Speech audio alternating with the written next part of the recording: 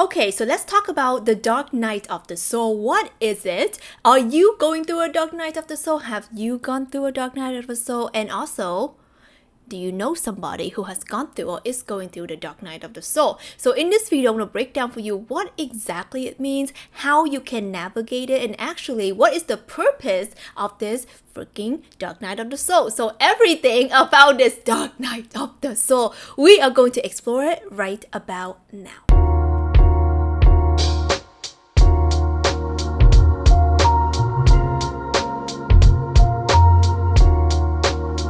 Hello and welcome back to Awaken with Tina. My name is Tina Wong. I am a spiritual guide and mentor for the ones who are here to do the big impact, baby. The big things of this world, the leaders, the impact makers, the way showers of the world, the ones who are going to be here to make a real freaking difference. Is it you? Give it a thumbs up and subscribe to the channel because we have a lot of content to support you on your journey of light and love, all of it. So with that being said, let's talk about the dark night of the soul. Before we can go into the light, we need to talk about the freaking darkness and the shadowy parts. So when you're going through your awakening, when you're going through your spiritual awakening, a lot of people in the spiritual community talks about this concept of the dark night of the soul. You might have fell into it. You may have gone through it. Let me know down below if this is you. So what this dark night of the freaking soul is all about is that when we are in this state of and in this phase of our life that is consumed by darkness, like we literally don't see the way out. It's literally just doom and gloom, hence the name dark night of the soul. And why is it of the soul? So this is basically when your soul, your identity, yourself, even your spiritual belief, like everything, your world is being questioned.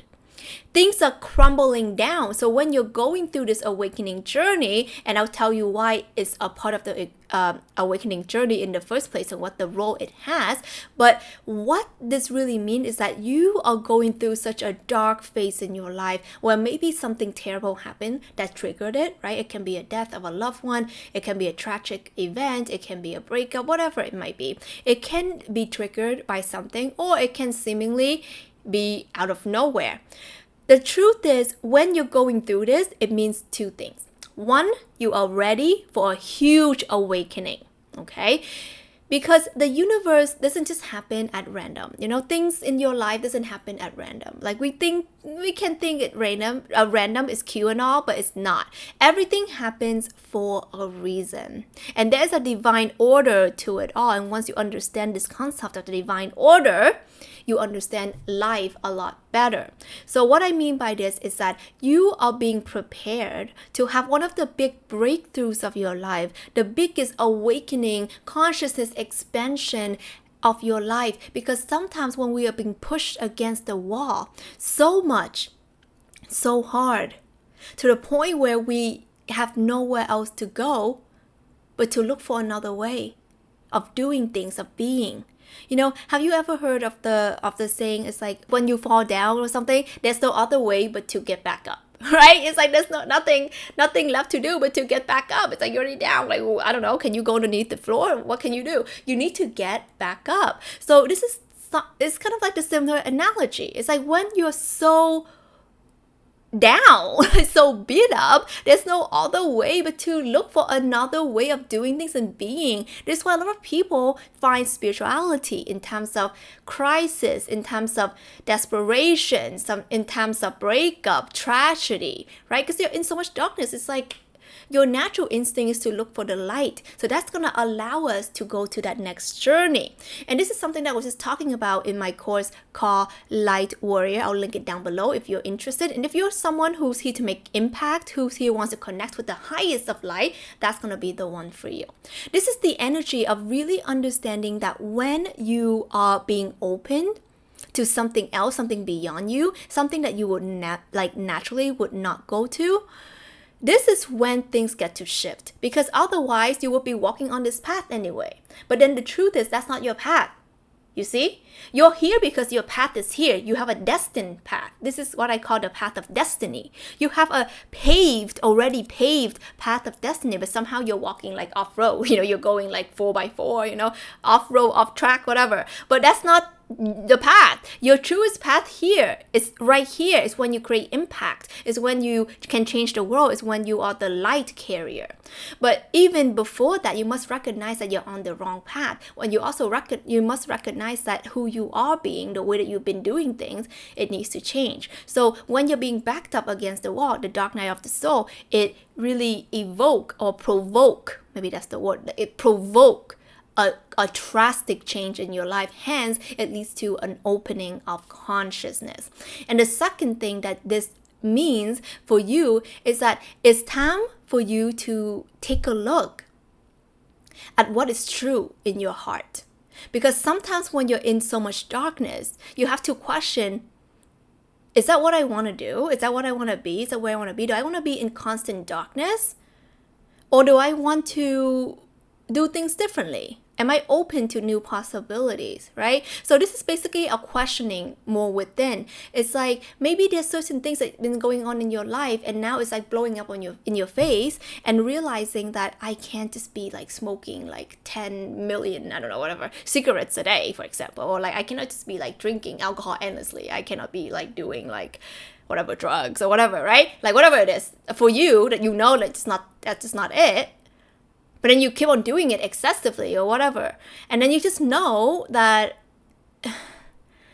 you need to question yourself, right? You need to reflect on these things. And when you're going through these phases, it means that you're ready.